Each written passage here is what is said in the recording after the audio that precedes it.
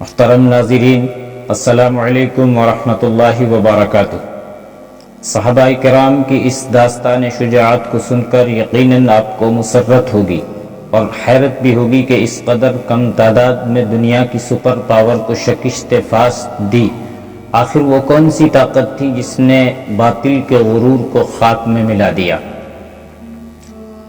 ناظرین، یہ ایمان کی طاقت تھی، کیونکہ جب ایمان پختہ ہوتا ہے تو حوصلے جوان ہوتے ہیں، پھر تلاطم خیز سمندر بھی راستہ چھوڑ دیتے ہیں۔ بقول شاعر، وہی تو اصل میں اونچی اڑان رکھتے ہیں جو دل میں حوصلہ سینے میں جان رکھتے ہیں۔ تو آئیے کہانی کی طرف۔ قسط نمبر 19۔ بسم اللہ الرحمن الرحیم۔ میرے 2 ساتھی جرنیل مارے گئے ہیں اور تیسرا شدید زخمی ہو گیا ہے۔ راستین نے کہا، میں جانتا تھا کہ آپ شکست کا الزام ہمارے ہی منہ پر تھوپیں گے۔ میں نے پہلے ہی عرض کی ہے کہ میری پوری بات سن لیں۔ میں یہ بھی جانتا ہوں کہ آپ کا قہر اور عتاب مجھ پر کس طرح گرے گا، لیکن میں شکست کی وجوہات ضرور بتاؤں گا۔ آپ کے حکم سے ہم نے شہر سے باہر آ کر مسلمانوں کو روکا۔ آپ کہتے تھے کہ مسلمان انطاکیہ کا محاصرہ نہ کر سکیں، کیونکہ محاصرہ ہو گیا تو انطاکیہ کی ساری فوج اندر ہی بند ہو جائے گی اور نہ جانے محاصرے میں کتنا عرصہ گزر جائے۔ آپ نے کہا تھا کہ ہمارے پاس اتنا وقت نہیں، اتنے مضبوط قلعے سے باہر آ کر لڑنا ہماری حماقت تھی اور اس کی ہمیں بڑی سخت سزا ملی ہے۔ قیصر روم، ایک اور پہلو بھی ہے جسے ہم ہمیشہ نظر انداز کرتے رہے۔ اس کا تعلق شہری لوگوں کے ساتھ ہے۔ آپ نے ان پر اس قدر زیادہ ٹیکس اور دیگر محصولات عائد کر دیے تھے جو لوگوں کی برداشت سے باہر ہو گئے تھے۔ پھر آپ نے مذہب میں بھی دخل اندازی کی۔ اتنا بڑا ملک ہماری سلطنت میں سے نکل گیا ہے۔ میں جانتا ہوں کہ آپ کو اس کا کتنا زیادہ صدمہ ہوگا۔ میں اپنا فرض سمجھتا ہوں کہ آپ کو ان وجوہات سے آگاہ اور خبردار کر دوں جنہوں نے آج یہ روز بد دکھایا ہے۔ ایک تو یہ ٹیکس وغیرہ تھے جن سے لوگوں میں یہ بات پھیلی کہ بادشاہ اور اس کے جرنیل اور سارے کا سارا شاہی خاندان لوگوں کو بھوکا رکھ کر اپنی عیاشیوں کے اخراجات پورے کر رہا ہے۔ یہاں کے مقامی لوگ کہتے ہیں کہ ہمارے ملک کی دولت روم جا رہی ہے۔ اس کے ساتھ ہی میں نے خود دیکھا ہے کہ روم کے جو شہری یہاں بسلسلہ کاروبار یا سرکاری عمال بن کر آئے ہیں، وہ اپنے آپ کو یہاں کے لوگوں کے بادشاہ سمجھتے ہیں۔ میں تمہاری بات سمجھ گیا ہوں، ہرقل نے جھنجلا کر کہا۔ تم یہ کہنا چاہتے ہو کہ تمہیں شہریوں سے کوئی تعاون نہیں ملا، نہ کوئی مدد ملی۔ بات جلدی کرو، لمبی لمبی باتوں کا وقت نہیں، ہمیں سوچنا ہے اب کیا ہوگا اور ہم کیا کریں۔ صرف یہ بات نہیں کہ شہریوں سے ہمیں مدد نہ ملی، راستین نے کہا، شہری ہمارے خلاف اٹھ کھڑے ہوئے تھے۔ اگر ہم محاصرے میں لڑتے تو یہ شہری باغی ہو کر شہر کے دروازے کھول دیتے۔ میں تو شہر کے باہر ہی تھا، اندر جانے کا موقع نہ ملا تو ادھر کا رخ کر لیا۔ میں پورے یقین کے ساتھ کہہ رہا ہوں کہ انطاکیہ کے لوگوں نے مسلمانوں کا استقبال پورے تپاک سے کیا ہوگا، حالانکہ ان میں مسلمان شاید کوئی بھی نہیں، سب ہمارے ہم مذہب ہیں۔ مجھے صرف ایک اور موقع مل جانے دو۔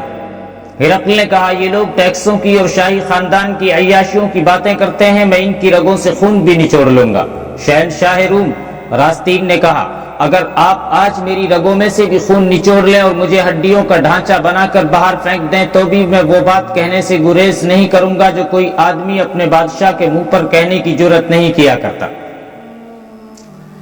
بادشاہوں کے حضور ان کی تعریفیں کی جاتی ہیں تاکہ وہ خوش رہیں اور انعام و اکرام سے نوازتے رہیں۔ مجھ سے آپ خوش نہ ہو، ناراض ہو جائیں، لیکن میں آپ کا ایک جرنیل ہوں۔ آپ نے مجھے بڑی اونچی حیثیت بھی دی ہے اور اجرت بھی دل کھول کر دی ہے۔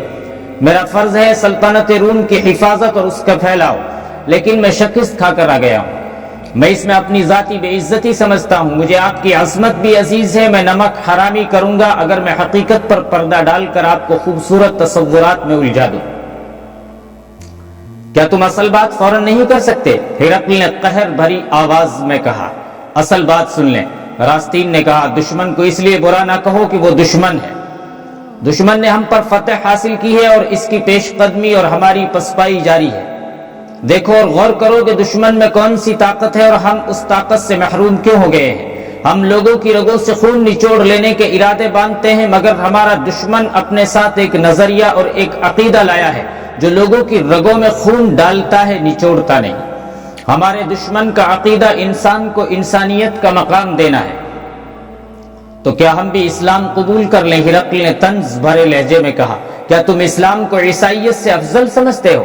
سلطنت روم کے بادشاہ راستین نے کہا، یہاں سوال یہ نہیں کہ افضل اسلام ہے یا عیسائیت، اصل سوال یہ ہے کہ وہ کون ہے جو انسانیت کو پوری تکریم اور تعظیم دیتا ہے۔ اس وقت صرف مسلمان ہیں جو انسان کو وہ انسان سمجھتے ہیں جو خدا نے پیدا کیا تھا۔ عملاً یوں ہوا ہے کہ شام کے ایک شہر سے لوگ اگلے شہر پہنچتے ہیں تو وہاں کے لوگوں کو بتاتے ہیں کہ مسلمانوں کی اطاعت فوراً قبول کر لینا، کیونکہ وہ انسان کو انسانیت کے پورے حقوق دیتے ہیں اور وہ رومیوں جیسے بادشاہ نہیں۔ لوگ یہ بھی مشہور کرتے ہیں اور یہ ہے بھی صحیح کہ مسلمان فوج جس بستی اور شہر کو فتح کرتی ہے وہاں لوٹ مار نہیں کرتی، نہ وہ کسی عورت پر ہاتھ اٹھاتی ہے۔ قیصر روم مسلمانوں نے ہر اس بستی میں لوگوں کے ساتھ ایسا ہی باعزت سلوک کیا اور لوگوں نے انہیں دل و جان سے قبول کیا۔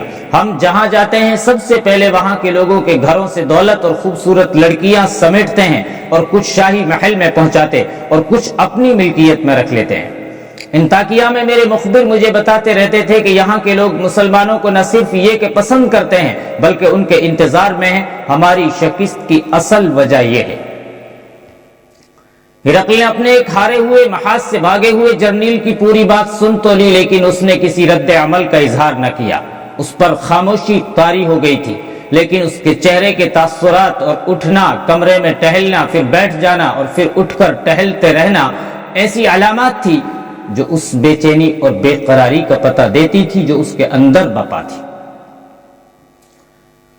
اس نے امید نہیں رکھی، اس سے امید نہیں رکھی جا سکتی تھی کہ وہ اسلامی اصولوں کی عظمت اور افادیت پر غور کرے گا اور اپنا رویہ بدلنے کی کوشش کرے گا۔ چونکہ یہ داستان فتح مصر کی طرف بڑھ رہی ہے، اس لیے ہم انطاکیہ کی فتح کا مزید ذکر نہیں کریں گے۔ البتہ اتنی سی بات ضروری معلوم ہوتی ہے کہ انطاکیہ کی فتح اسلام کے نظریے اور دین کے اصولوں کی فتح تھی۔ سپہ سالار ابو عبیدہ رضی اللہ عنہ نے شہریوں پر جزیہ عائد کر دیا اور باقی تمام ٹیکس اور محصولات ختم کر دیے۔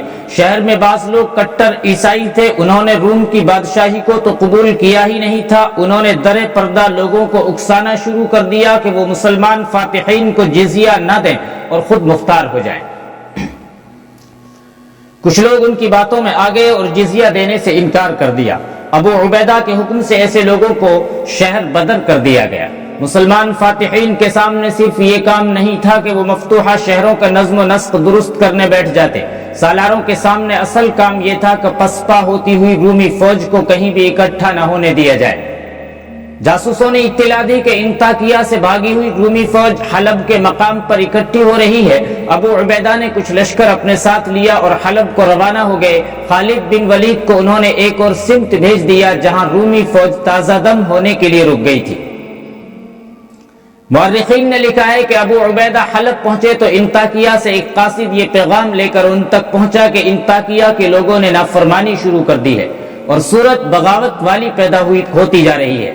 ابو عبیدہ نے ایک نائب سالار عیاض بن غنم رضی اللہ عنہ کو اس کام کے لیے بھیجا کہ وہ بغاوت پر قابو پائیں، لیکن یہ احتیاط کریں کہ کسی پر بلا وجہ اور غیر ضروری تشدد اور زیادتی نہ ہو۔ اس کے ساتھ ہی ابو عبیدہ نے ایک پیغام مدینہ امیر المؤمنین حضرت عمر رضی اللہ عنہ کو بھیجا جس میں انہوں نے ایک تو انطاکیہ کی فتح کی خوشخبری سنائی اور ساتھ یہ اطلاع دی کہ انطاکیہ کے لوگوں نے جزیہ کے معاملے میں بغاوت کر دی ہے۔ امیر المؤمنین نے یہ پیغام ملتے ہی جواب بھیجا کہ جس میں انہوں نے لکھا کہ لوگوں کو ہر وہ سہولت جو ان کا حق ہے، اگر کچھ لوگوں کے وظیفے مقرر کیے ہیں تو وہ انہیں بروقت ادا کیے جائیں۔ انہوں نے یہ بھی لکھا کہ شہر میں مجاہدین کے 2-3 دستے موجود رہیں اور وہ نظم و نسق برقرار رکھیں تاکہ لوگوں کو یہ تاثر نہ ملے کہ مسلمانوں کے پاس اتنی فوج ہے ہی نہیں کہ وہ مفتوحہ آبادیوں کو اپنے قابو میں رکھ سکیں۔ تدبر اور ہوش مندی سے اس بغاوت پر قابو پا لیا گیا۔ بغاوتیں تو کچھ اور علاقوں میں بھی ہوئی تھیں، ان سب پر قابو پا لیا گیا۔ ہم یہاں تفصیلات میں نہیں جا رہے، یہاں صرف یہ بتانا مقصود ہے کہ ہرقل کس انجام کو پہنچا اور اسے اس انجام تک کس طرح پہنچایا گیا۔ پھر ہم یہ بیان کر رہے ہیں کہ مسلمانوں نے ہرقل کی اس چال کو اس طرح بیکار کیا کہ اس نے اپنی فوج کو مختلف مقامات پر تقسیم کر دیا تھا۔ اسے توقع تھی کہ مسلمان بھی اس کے مطابق تقسیم ہو جائیں گے، لیکن اللہ کی راہ میں لڑنے والوں کو اللہ کی مدد اور رہنمائی حاصل تھی، ورنہ اتنی قلیل تعداد کو اتنے زیادہ حصوں میں بانٹ دینا مسلمانوں کے لیے بڑا ہی تباہ کن اقدام تھا۔ ہرقل کا جرنیل راستین اسے انطاکیہ کی صحیح صورتحال بتا کر اور شکست کی وجوہات واضح کر کے پھر محاذ پر چلا گیا تھا۔ ہرقل اب دوسرے مقامات سے آنے والے قاصدوں کا انتظار کرنے لگا، لیکن کہیں سے کوئی قاصد نہیں آ رہا تھا۔ اس کی زندگی اب سراپا انتظار بن کے رہ گئی تھی۔ یہ تمام مقامات سرحدی تھے، اس کا مطلب یہ تھا کہ روم کی فوج تمام تر شام سے نکل گئی ہے اور اب سرحد پر قدم جمانے کی کوشش کر رہی ہے۔ معروف تاریخ دان الفریڈ بٹلر لکھتا ہے کہ ہرقل مایوسیوں میں ڈوب گیا تھا اور اپنے مشیروں اور مصاحبوں کے ساتھ جو باتیں کرتا تھا ان سے صاف پتہ چلتا تھا کہ اس نے اس حقیقت کو قبول کر لیا تھا کہ اس کی شہنشاہی کا ستارہ جو شام پر چمکتا ہی رہتا تھا ٹوٹ کر شام کے افق میں ہی کہیں گم ہو گیا ہے۔ آخر ایک روز حلب سے اس کی فوج کا ایک افسر آیا جو کچھ زخمی بھی تھا۔ اس نے ہرقل کو ویسی ہی کہانی سنائی جیسی راستین انطاکیہ کی سنا چکا تھا۔ اس نے سنایا کہ اب بچی کھچی فوج ادھر ادھر سے حلب آ رہی تھی کہ مسلمانوں کا مختصر سا لشکر آن پہنچا۔ رومیوں پر مسلمانوں کی ایسی دہشت طاری تھی کہ وہ جم کر لڑ ہی نہ سکے۔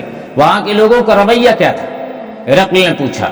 ہمارے حق میں اچھا نہیں تھا، اس افسر نے جواب دیا۔ مجھے شک ہے کہ بعض لوگوں نے مسلمانوں کی کسی نہ کسی طرح مدد بھی کی تھی، ہمارے خلاف وہ مخبری تو ضرور کرتے رہے۔ کیا اس کی کوئی وجہ بتا سکتے ہو؟ ہرقل نے پوچھا۔ راستین جرنیل تھا، اس لیے اس نے ہرقل کو بڑے صاف الفاظ میں جرأت کے ساتھ وجہ بتا دی تھی، لیکن یہ رومی معمولی سا افسر تھا، اس لیے اس نے سچ بولنے کی جرأت نہیں کی۔ ہرقل نے شاہانہ غصے سے پھر اپنا سوال دہرایا تو افسر بے چین سا ہو گیا اور ہرقل کے منہ کی طرف دیکھتا رہا۔ تب ہرقل نے اسے کہا کہ وہ ڈرے اور جھجکے بغیر وجہ بتا دے تاکہ آئندہ ایسی وجہ پیدا نہ ہونے دی جائے۔ شہنشاہ معظم، افسر آخر بولا، ہماری شکست کی سب سے بڑی وجہ یہ ہے کہ میدان جنگ میں لڑنے، زخمی ہونے اور اپنی جان قربان کرنے والا افسر اتنی جرأت نہیں رکھتا کہ اپنے شہنشاہ کے آگے سچ بول سکے۔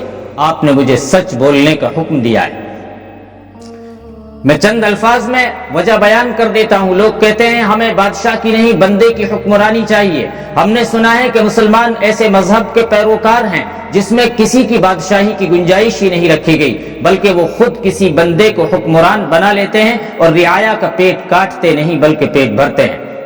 ہرقل نے سر جھکا لیا جیسے وہ بات کی تہ تک پہنچ گیا ہو۔ ہرقل سر جھکا لینے والا بادشاہ نہیں تھا، اب جو اس کا سر جھکا تھا اس سے صاف پتہ چلتا تھا کہ اس نے شکست تسلیم کر لی ہے۔